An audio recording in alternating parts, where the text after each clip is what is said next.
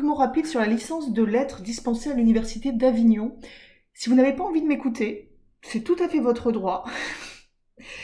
Eh bien, dans ces cas-là, je vous conseille d'aller glaner les informations dans la plaquette de formation. Et puis, c'est dans l'onglet documents de ce stand virtuel. Et puis, dans le syllabus. Le syllabus, c'est la brochure des cours qu'on présente aux première année, deuxième et troisième année. Vous avez ici le détail de notre formation, en tout cas pour l'année universitaire 2020-2021. Voilà, vous savez à peu près ceux qu'ont suivi cette année, les L1, etc.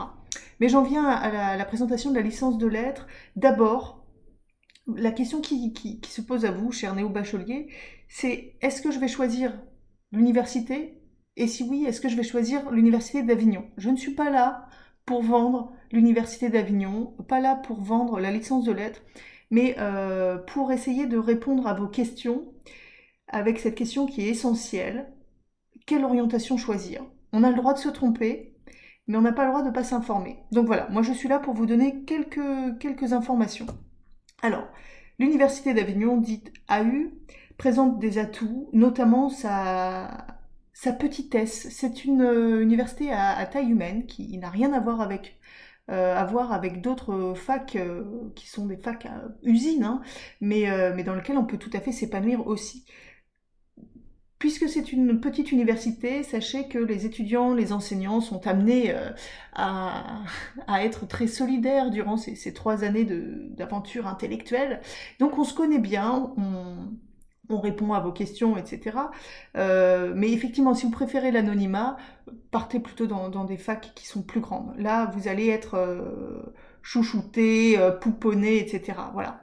L'Université d'Avignon a fait le choix des cours de portail. Vous avez dans chaque licence des cours qui sont communs à d'autres licences. Ce sont des cours dits de portail, si bien que si vous voyez qu'à la fin du S1, du premier semestre, non, décidément la licence de lettres, c'est pas votre tasse de thé, vous n'aimez pas les cours de littérature, vous préférez partir en anglais ou en humanité, vous allez faire valoir cet apprentissage qui s'est dispensé au cours de portail et donc très facilement, très aisément intégrer une autre formation. Les cours de portail, comme ils ont été communs à toutes les formations, vous permettent d'intégrer tout de suite un deuxième semestre dans une autre formation. Voilà, ça c'est une spécialité de l'Université d'Avignon.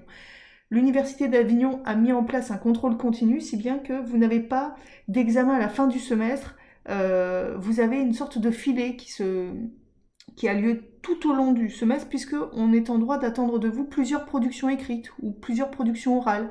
Vous allez être évalué, et il va y avoir une moyenne, comme sur le modèle du lycée, ce qui vous permet d'avoir une sorte de filet, et c'est une formation qui va prendre en considération le plus possible vos progrès. La licence de lettres a mis en place un dispositif qui a été lancé par l'Université d'Avignon et qui ne se trouve pas dans d'autres universités, c'est ce qu'on appelle le dispositif Allure, qui permet au fond à chaque étudiant d'aller à son rythme. C'est-à-dire qu'on propose une L1 en 2 ans. Si vous voyez au terme du premier semestre, et puis si on voit que vous êtes un peu fragile dans certaines matières, que ça ne va pas passer, au lieu de vous dire bon bah le mur est là, allez-y, foncez, on va plutôt vous proposer d'intégrer un dispositif Allure, c'est-à-dire qu'on va vous permettre de faire votre première année en 2 ans, en vous retirant certains cours disciplinaires et puis en injectant dans votre formation des cours de soutien. Si bien que, bon pour l'instant c'est tout nouveau, on le met en place, mais on tend, vous voyez, à accompagner encore davantage les étudiants. Voilà, on est sensible à ça à l'Université d'Avignon. J'en viens tout de suite à notre formation. La question qui se pose, hein, et qui est une vraie question, c'est pourquoi choisir les lettres? Non, c'est vrai, tout le monde va choisir d'aller faire de l'argent et d'aller dans des, je sais pas, des écoles de commerce ou autres. Pourquoi pas? La licence de lettres, elle vous permet de consolider votre culture générale. Et c'est précieux hein, à cette ère de l'industrie culturelle où tout le monde est sur Netflix. On n'a absolument rien contre Netflix, hein. Nous-mêmes pouvons consulter ce genre de plateforme, mais au moins quand on regarde une série sur Netflix, on va développer sa sensibilité, son sens critique. Qu'est-ce que ça veut dire? Ça veut dire que on va regarder comment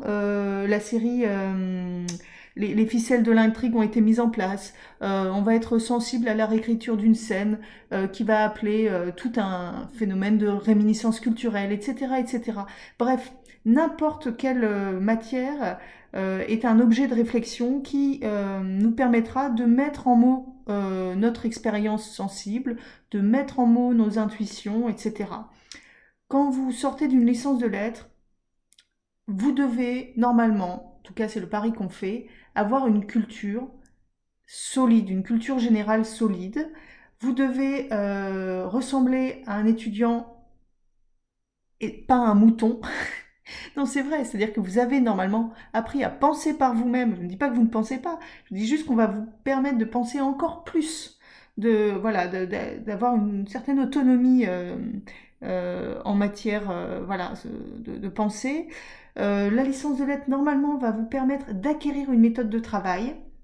C'est tout sauf une formation fumiste, c'est-à-dire que vous allez normalement être en capacité de faire une note de synthèse, une dissertation, un résumé, un commentaire composé, tous ces exercices qui sont attendus pour des concours. Voilà. Et normalement, vous serez en mesure de vous exprimer et d'écrire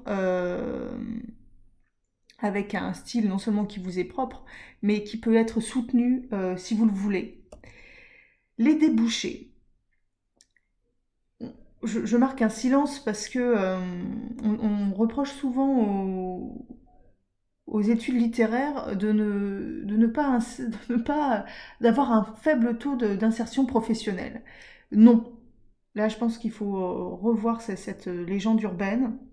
Non seulement on a des étudiants qui partent dans les métiers de l'enseignement, mais il y en a d'autres qui partent dans les métiers du livre, bibliothécaires, documentalistes, libraires, etc. D'autres dans les métiers de la culture, production culturelle et autres. Hein. Des métiers du journalisme, certains vont aller intégrer des écoles de journalisme ou préférer la pige. Les métiers du commerce, c'est vrai, hein, je remarque que une aisance en rhétorique, etc., vous permet aussi de sortir des sentiers battus. Voilà pour la licence de lettres et ses débouchés, j'ai mis etc. parce que je ne peux pas tous vous les énumérer ici. L'organisation de notre licence, la voici. Vous avez les 2 premières années qui sont des, des années de tronc commun, c'est-à-dire que la promotion va suivre exactement les mêmes cours. Mais en 3e année, on va décider de mettre une petite touche supplémentaire, une spécialisation. Donc, soit vous allez en FLE, lettres français, langue étrangère. Ça veut dire que vous vous formez pour apprendre le français à des étrangers ou apprendre le français à l'étranger, c'est-à-dire enseigner le français à l'étranger. Soit vous allez intégrer le parcours lettres, littérature française et comparée, qui est un parcours qui vous permet de confronter davantage des œuvres et des disciplines, lettres et arts par exemple, ou je sais pas, vous pouvez faire un regard croisé, la dramaturgie élisabéthaine et la France, ou Tchekhov et Lagarce, pourquoi pas, voilà. Donc vous allez être amené à confronter des œuvres qui ne sont pas exclusivement francophones.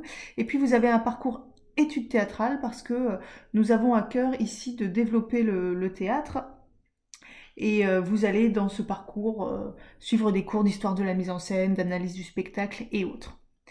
Vous avez vu, il y a un petit nota bene parce que nous avons mis en place dès la première année un parcours art, c'est-à-dire que si vous êtes étudiant du conservatoire, musique, danse ou théâtre, vous allez pouvoir suivre les cours de pratique au conservatoire et des cours à l'université. On met un aménagement d'études qui vous permet d'obtenir une licence. Voilà pour l'organisation de la licence. Si vous êtes curieux, vous pourrez aller sur le syllabus que j'ai mis donc dans les documents, c'est la brochure de cours pour voir exactement quels sont les enseignements dispensés par exemple au premier semestre de cette année. Mais j'en viens tout de suite à la maquette. Regardez ce petit tableau. Alors il est affreux ce petit tableau, mais qu'est-ce qu'il raconte? Il montre que nous avons au premier semestre 4 enseignements qui font partie des cours de portail. Donc vous allez faire de la méthodologie du travail universitaire, comment s'orienter à la BU, ficher un ouvrage, gérer son temps de travail, etc. Vous avez un CM qui s'appelle Texte littérature majeure. Donc là, ce sont des grandes œuvres qui ont ponctué 5 siècles. Donc cette année, l'enseignante a décidé de mettre l'autobiographie au programme. Vous avez un cours de remise à niveau orthographique parce qu'on ne fait jamais assez d'orthographe. Un cours de culture populaire, vous travaillerez par exemple sur le roman policier ou autre. Vous avez aussi des cours qu'on appelle UE, unité d'enseignement fondamentaux, histoire littéraire du Moyen-Âge. Vous voyez qu'on appréhende la littérature dans une perspective diachronique. Donc, premier semestre, histoire littéraire du Moyen-Âge, deuxième semestre, histoire littéraire de la Renaissance du XVIe, ensuite histoire littéraire du XVIIe. Voilà, vous allez comme ça remonter jusqu'au XXIe. Et puis, vous allez aussi appréhender la littérature, non plus dans une perspective diachronique, mais dans une perspective générique. Étude des genres romans, étude des genres théâtre. Au second semestre, ce sera poésie et prosidée, par exemple.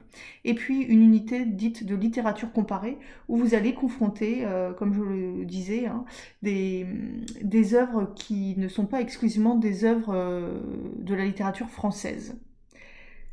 Vous avez aussi des unités d'enseignement dites disciplinaires. C'est non plus seulement la littérature, mais la langue, la grammaire française, du latin, une initiation. Vous avez aussi des cours de langue tels que l'anglais et de la méthode des exercices littéraires pour apprendre à faire un commentaire, une belle dissertation et autres. Là, vous voyez, j'ai parcouru rapidement le premier semestre parce que c'est peut-être à court terme ce qui vous intéresse là le plus. Vous voyez que ce sont des TD de 18 heures.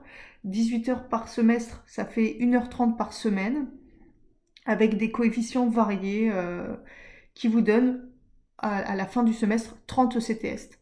Les 30 crédits vous permettent à la fin de la première année d'avoir 30 plus 30, premier semestre, deuxième semestre, 60 crédits. Et au terme des 3 années de licence, je vous laisse calculer 3 fois 60, 180 ECTS. Formidable. On sait aussi compter dans la licence de lettres.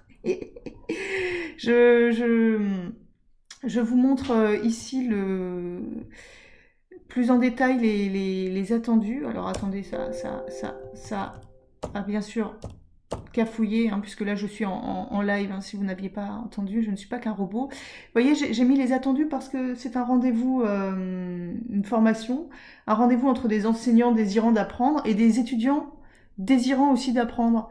Au fond, vraiment, les enseignants comme les étudiants sont en désir d'apprendre, et je crois que ça se passe bien si ils ont quelques points communs. Alors, j'en ai énuméré 8.